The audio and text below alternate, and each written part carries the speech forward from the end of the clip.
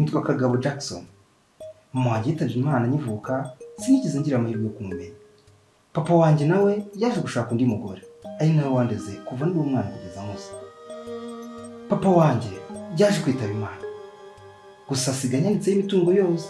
Birumvikana muka data ntabwo byari kumushimisha, byatumye akora ibishoboka byose kugira ngo ayisigarane. Ndagira ngo mumpanire umwana wanjye. Turabumva. Mfite umwana ise yansigiye ariko mwandikaho imitungo yose. Ndashaka ko mumusarisha agasara, byibuze nanjye nkareba ko nagira uruhare kuri iyo mitungo. Inkuru y'ubuzima bwanjye nuko itangiye.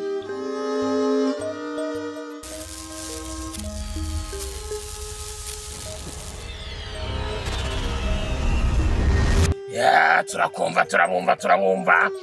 Ariko nanjye narabikumbuye. Ngaho rero tujye mu cyumba. Ubwo bagutetse umutwe aba n'abasikamu.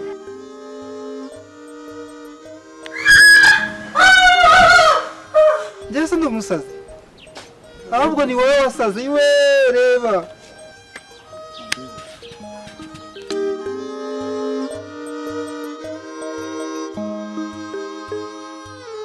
Nitwa Sekerina. Nisanze ndi mu rukundo n'umwana w'umuki. Cyari cyiza pe.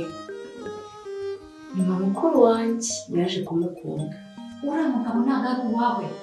Kuba mwarakundanye ntabwo bivuze yuko yafite uburenganzira bwo kumukunda. Intambara y'umuvandimwe ibiratangiye. Urashaka ngo bigende bite? Urashaka bigende bite?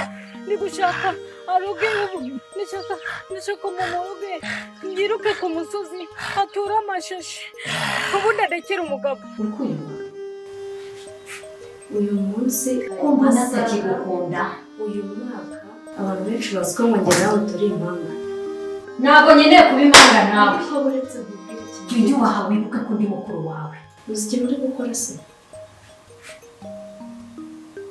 Dutangire umukino tuwite intambara y'abavandimwe.